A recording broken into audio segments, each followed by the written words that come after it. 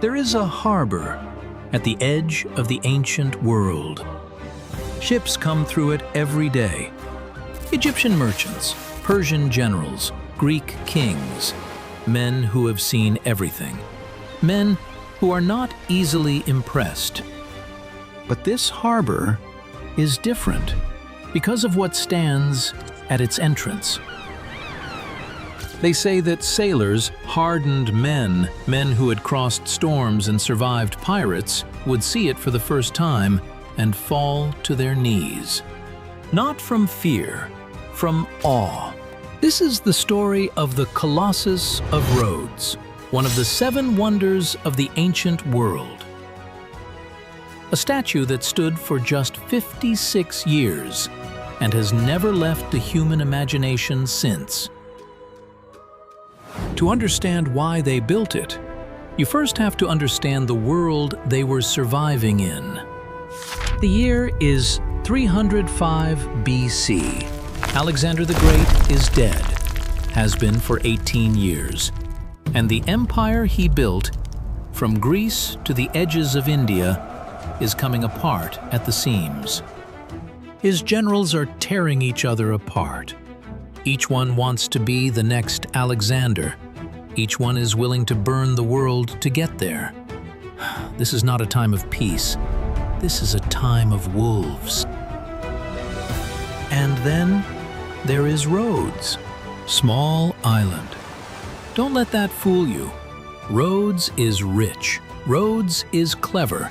And above everything else, Rhodes is free.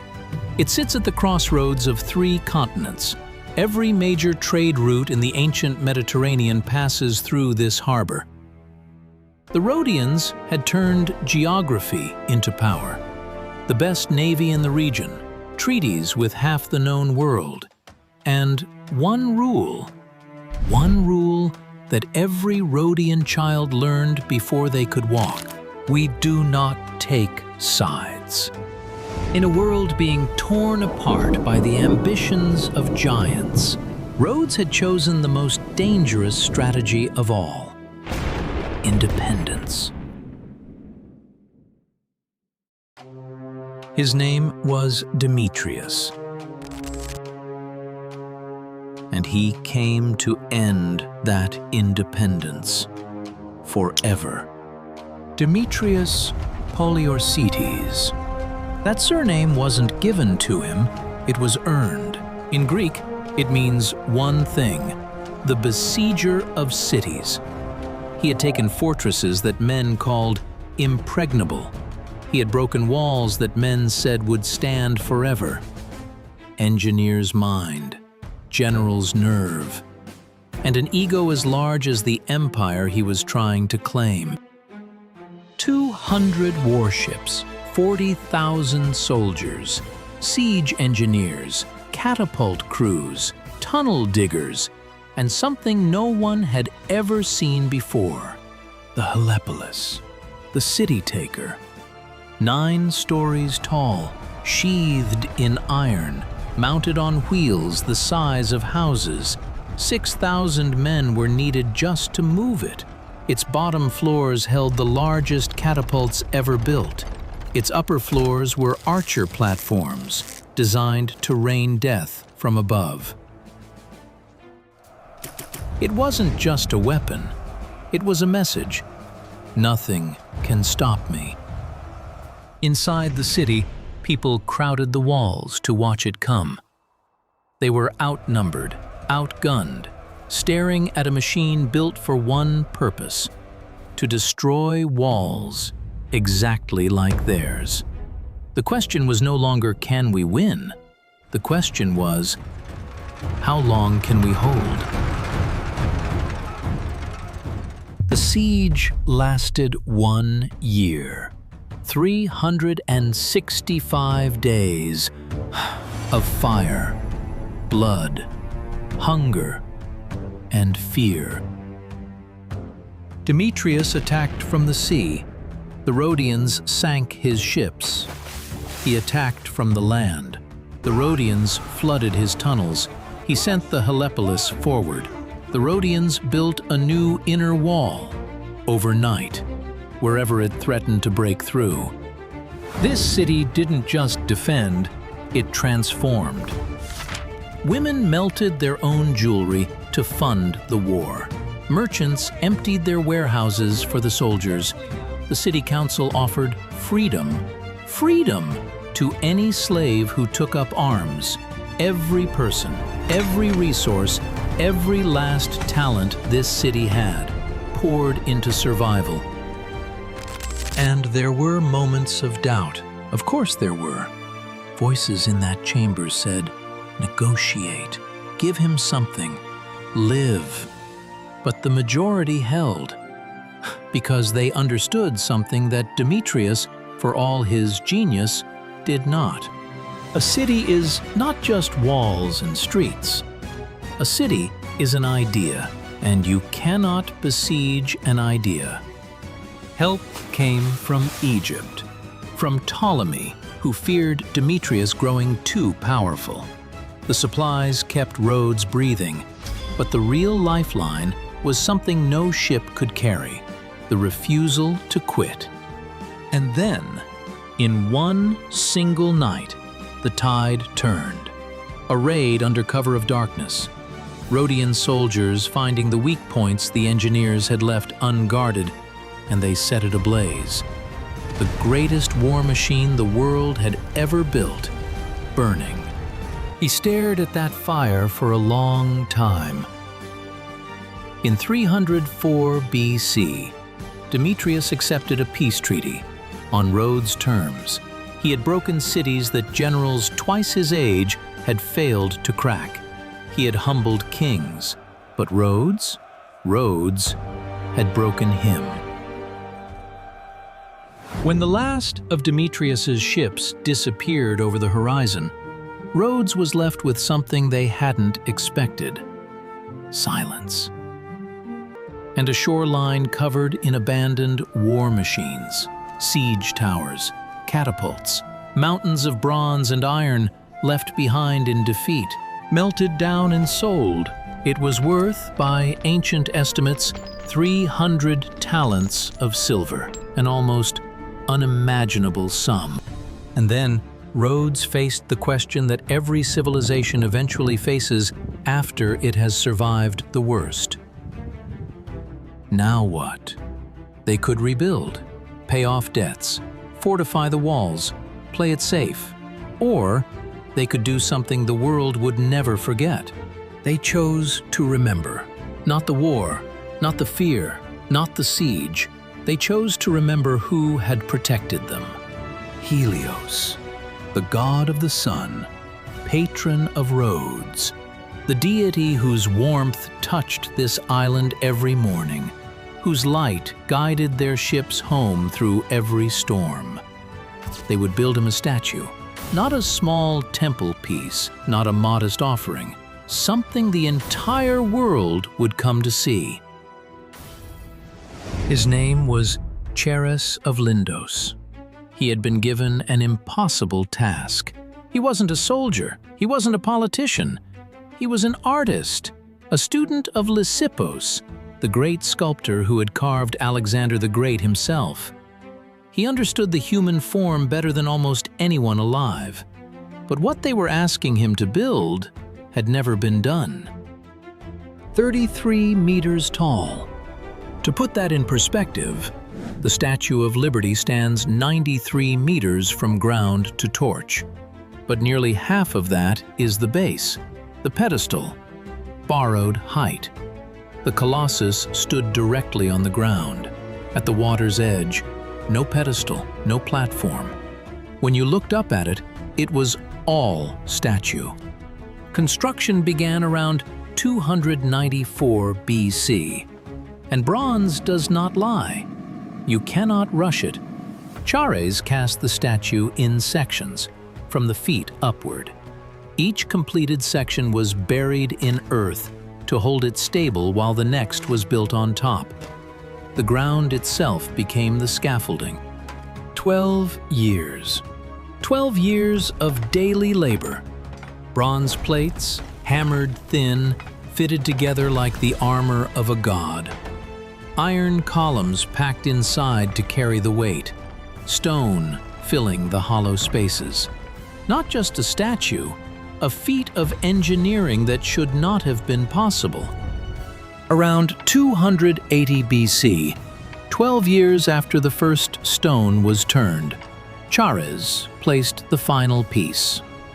The Colossus of Rhodes was complete. Imagine being that sailor, weeks at sea, storms survived, pirates outrun, dead calms endured. You're tired, you're hungry, you're almost there. And then, rising out of the morning haze, a god. Not a painting, not a story told around a fire, a god, 70 feet tall, made of bronze and faith, and the stubborn, furious refusal of a people to be erased. Ancient writers said sailors would weep when they saw it. I believe them. For 56 years, the Colossus stood. 56 years of sunrises catching bronze, of storms rolling in from the Aegean and breaking against the island while the statue watched, unmoved. Kings sent envoys just to see it. Poets wrote about it. Travelers crossed the sea for no other reason. The Greek poet Antipater of Sidon, the man who first wrote down the 7 wonders, described the Colossus with a reverence that still carries across centuries. He didn't just call it impressive. He said it made the other wonders seem ordinary by comparison. And eventually, the people of Rhodes became accustomed to it, the way you become accustomed to any enormous thing that has always been there. You stop seeing the miracle. You start seeing the landmark. And perhaps that is the saddest thing about great wonders. They become normal. 226 BC. A warm morning, like any other. The earthquake struck without warning. Rhodes knew earthquakes. The island sat on a fault beneath the Aegean. They had built knowing this. But this was different. The Colossus broke at the knees. It lay where it fell, the god of the sun, broken on the ground he once watched over. In an instant, the harbor had gone from a place of wonder to a place of mourning. Even fallen, it drew people from across the world. The geographer Strabo wrote that you could barely close your arms around the thumb of the Colossus. The thumb. And they let it lie there for nearly 900 years. When Ptolemy III offered to pay for its rebuilding, the gold, the craftsmen, the engineers, everything, an oracle said no. The gods, it was said, did not wish for it to rise again. Whether the Rhodians truly believed that, or whether they had simply lost the will, we don't know. But the statue stayed where it fell, a ruin that was still, somehow, a wonder. History doesn't end with a dramatic moment. It continues, quietly, indifferently. Rhodes was conquered by Rome, then by Byzantium, and the ruins of the Colossus became, of all things, a tourist attraction. People paying to see the broken giant, the way we pay to see ruins today. And then, in 654 AD, nearly 9 centuries after the earthquake, an Arab force captured Rhodes. The bronze was sold. All of it. The ancient chronicler Theophanes recorded what happened next, and it is one of the most haunting details in all of ancient history. 900 camels. 900 camels were needed to carry away what remained. The wonder of the ancient world. loaded onto pack animals and sold by the pound. That was the last time anyone saw any piece of the Colossus. The god of the sun was gone. Here is what I find most extraordinary. The Colossus of Rhodes was destroyed 2,250 years ago. We have no confirmed image of it. We don't know exactly where it stood. We don't know its precise dimensions. We don't even know what pose it held. And yet, everyone knows what it is.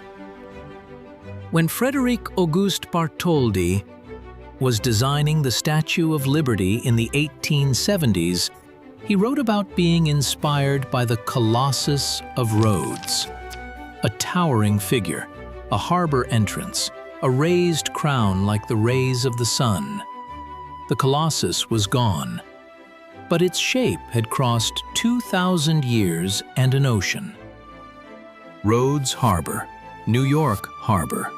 One statue built to say, "We survived a siege." One built to say, "We welcome those who survived everything else." Both saying in the end the same thing. You are safe here. You have arrived. I want to take you somewhere. This is Rhodes today. There are restaurants now, souvenir shops, tourists taking photographs. But the harbor entrance, it's the same shape. The sea is the same sea. And every single morning, the sun rises over this island the same way it has risen for 10,000 years. Somewhere here, beneath this water, or on these shores, lay the bronze remains of a god, until 900 camels carried them away. Nothing marks the spot. No museum, no memorial, no plaque that says, "Here stood a wonder." Just sky, just water, just the same light that fell on Chares of Lindos when he set the final ray of the crown in place. The same light that fell on a child standing at this harbor for the first time, looking up at something that made the world feel larger than she had imagined. The same light that made a battle-hardened sailor stop on the deck of his ship and weep. The Colossus stood for 56 years. The pyramids have stood for 4,000.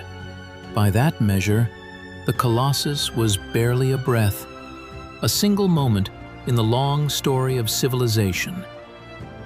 And yet, we are still talking about it, 2,300 years later, still trying to imagine it, still drawing it, still building statues in harbors and reaching for the same word when something overwhelms us.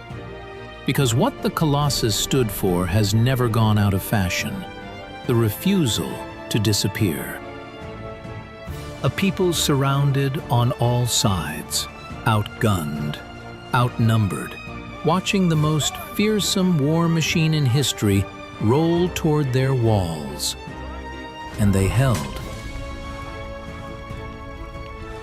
When the last ship left and the fires cooled, they didn't build a fortress. They didn't raise a palace to their generals. They didn't build a weapon. They built something beautiful. They looked up at the sky, at the sun, at Helios, at the great burning light that had watched over them through every terrible thing. And they said, "Thank you, we're still here." The Colossus is gone, but the harbor is still here. And every morning, without fail, the sun still rises.